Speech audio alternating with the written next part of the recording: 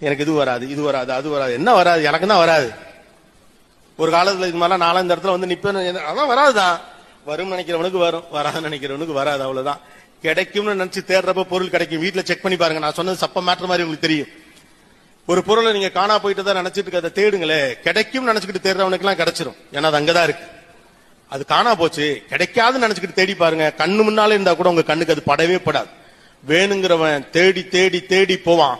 அது கிடைக்காதுன்னு அவநம்பிக்கையோடு இருக்கவங்க அதை விட்டு போயிட்டே இருப்பீங்க. உங்களிடம் என்ன இருக்குன்னு தேடி பாருங்க. Download ShareChat.